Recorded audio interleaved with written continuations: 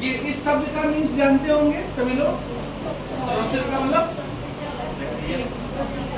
हाँ जैसे मैंने मैगी लिया, उसको जो है कढ़ाई में डाला, इसके बाद बनाया और खाया, चलिए। तो जो प्रक्रिया होती है बीच का क्या होता है। और इसका मीन्स जानते हैं,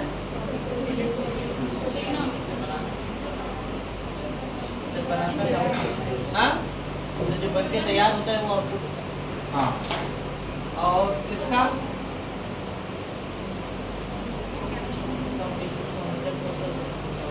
बेसिक जो होता है उसका बेस क्या होगा।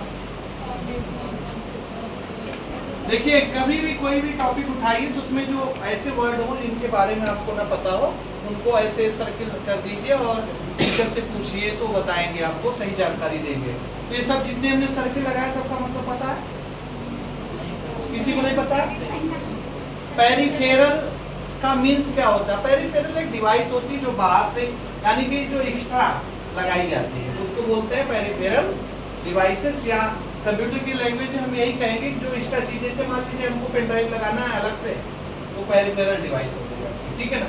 मान लीजिए पेन ड्राइव के अलावा और भी सारे, जैसे मान लीजिए हम लोग वो कान में लगा करके सुनते हैं ना, या हेडफोन, तो पेरिफेरल डिवाइस में आ गई। लीड लगा करके हम लोग टेक्नोलॉजी के साथ, मतलब टेक्नोलॉजी से मोबाइल से हट करके कोई चीजें मोबाइल के साथ कनेक्ट करना पेरिफेरल डिवाइस में आता है, ठीक है।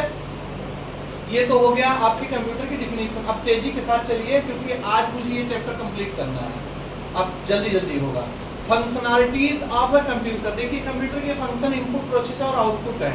यानी आपने दाल चावल लिया, इनपुट, कुकर में डाला, प्रोसेस, और कुकर से बाहर निकाला, तो इनपुट आउटपुट प्रोसेस का मतलब समझ गए ना।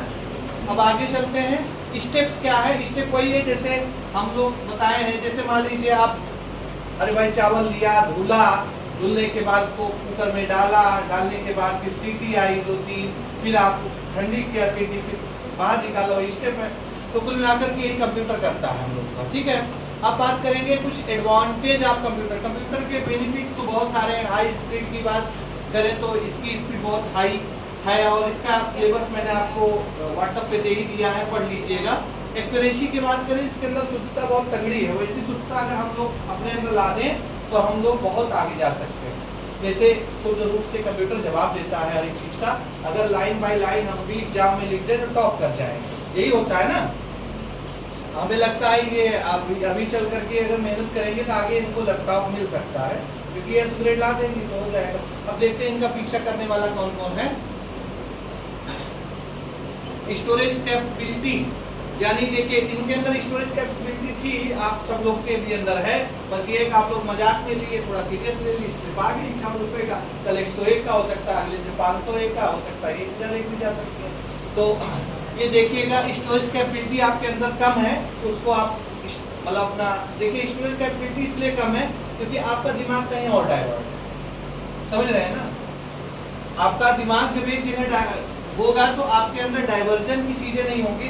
एक्सीडेंट रोड पे तब होता है जब ध्यान से आदमी भटक जाता है, यानी चल रहा है स्कूटी से और सोच रहा है यार कि ये वो, उसी में घबरा जाता है। तो आगे चले इंटेलिजेंस की बात करें तो अनलाइक ह्यूमन बीइंग, जैसे computer is free from monotony और डिटेशनेस एंड लैक्स ऑफ कंसर्न, यानी इसके अंदर एक चीज होती है कि ये जो काम करता है बहुत सोच समझ से एक तरीके से करता है, हम आप इधर उधर ताक झाक करते रहते हैं। तो इसके अंदर ये चीजें हैं, और हम लोग के भी अंदर इंटेलिजेंस होनी चाहिए। वर्सैटिलिटी का मतलब ये होता है कि अगर हम लोग तो ह्यूमन है, ये मशीन है, तो मशीन हर तरह से मतलब काम को करने के लिए थोड़ा अपनी फ्लेक्सिबिलिटी को दिखाता है, हम लोग नहीं दिखा पाते। अभी मान लीजिए कहीं ट्रेन में हम लोग यात्रा करें तो कंफर्ट फील नहीं करते, हर जगह जैसे यही क्लास में ही है तो थोड़ा बहुत आपको एडजस्ट भी करना पड़ेगा। हर मतलब बात को लेकर, हर चीज़ों को लेकर के हर समय वो नहीं, जैसे कंप्यूटर के अंदर वो चीज़ें हैं, वो पावर कम आए ज़्यादा है, अपने आप में वो कर सकता है। आपका जो काम दिया है आगे पीछे करके वो देगा जरूर, लेकिन आप लोग बहानेबाजी करते हैं, तो उसके अंदर ये चीज़ें हैं, आपके अंदर भी होनी चाहिए। रिलायबिलिटी, अब आप मशीन की बात करें तो मशीन की तुलना में आप भी अगर देखा जाए तो एक ह्यूमन डिवाइस है। ह्यूमन डिवाइस का मतलब होता है कि जो केमिकल से चलता है, ऑक्सीजन और आपका ये वाटर, जल वगैरह से। तो आपके अंदर तो वो चीज़ें हैं लेकिन इसके अंदर नहीं है, लेकिन इसके जैसा आप अगर बनने का प्रयास करेंगे तो आप भी बहुत आगे जा सकते हैं। ऑटोमेशन में ये चीज़ें होता है कि हम लोग बिना मारे पीटे कोई काम धाम नहीं करते, लेकिन कंप्यूटर बिना मार पीट के काम कर लेता है। हम जब कोई चीज़ डायरेक्शन देते हैं, टीचर नहीं आया, अच्छा क्या आप ऐसा भी कर सकते हैं किसी दिन संस्थान खुला हो और एक भी अध्यापक ना हो और हम लोग आए पढ़ के चले जाए, संभव आए? कंप्यूटर ऑटोमेशन वाला पार्ट अपने दिमाग में लाइए कि हाँ ठीक है, टीचर नहीं आए कोई बात नहीं है, कैमरा है ना, सारी चीज़ें, हम बैठा सिस्टम ऑन किया, अपना काम किया, चल दिए। भाई कोई जरूरी है कि एक दिन टीचर नहीं आया तो हम पढ़ाई नहीं करेंगे भाई, रिवाइज करेंगे, बहुत सारी चीज़ें हैं।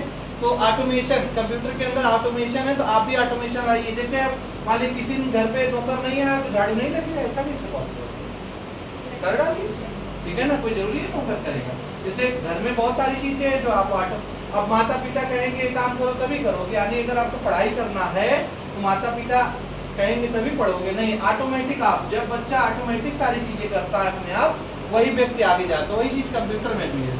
अब इसके कुछ reduction in paper work and cost, ये बहुत सारी चीज़ें आपका कम कर देता है। जैसे अब आप देखिए कोई चीज़ लिखना पढ़ना हो तो 50 पन्ने एप्लीकेशन ही आपको लिखना हो तो एक पन्ना लिखे, पता चला गड़बड़ हो गया, फाड़ फेंक दिया, फिर दूसरा तीसरा, आपकी बहुत सारी वेस्टेज जा रहा है। लेकिन इसके आने की बात क्या है कि आप कोई भी चीज़ करना है तो आप करिए, और अगर उसमें कुछ चीज़ का दिक्कत आ रही है तो आप उसको बैक स्पेस शो कर दीजिए, हटा दीजिए।